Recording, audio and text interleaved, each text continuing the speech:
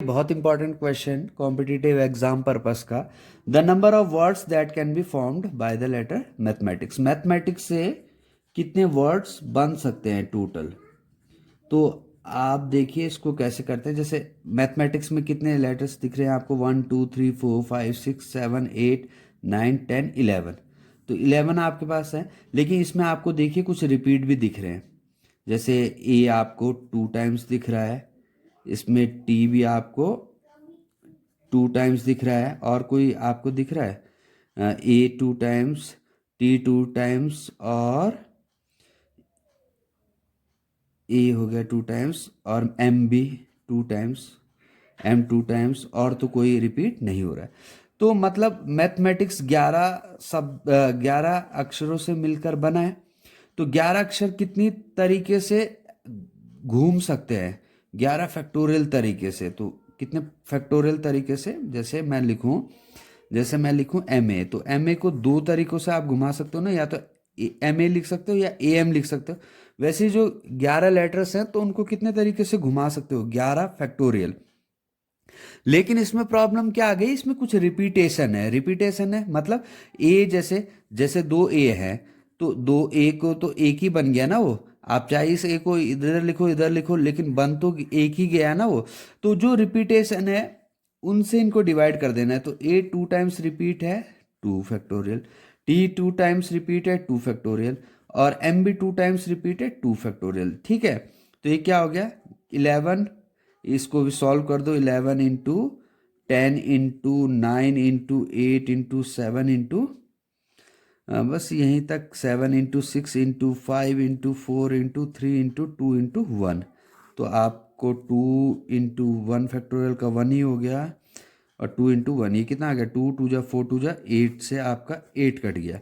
तो कितना आ गया आपका answer, 11 into 10 into 9 into 7 into 6 into 5 into 4 into 3 into 2। कर दीजिए मल्टीप्लाई। 11 10 जा 9 7 जा 63, 6 5 जा 30, 34 जा 120, 123 जा 360, 2 जा 720। तो ये हो गया 11 0 0, 11 0 0, 11 2 जा 22, 11 7 जा 77, और 279 को 63 से 300, 3 2 जा 6, 3 9 जा 27, 3 7 जा 21, 21 और 2 23, 6 0 0, 6 2 जा 12, 6 9 जा 54, और 155, 6 7 जा 42 और 5 47। तो ये आ गए आपके।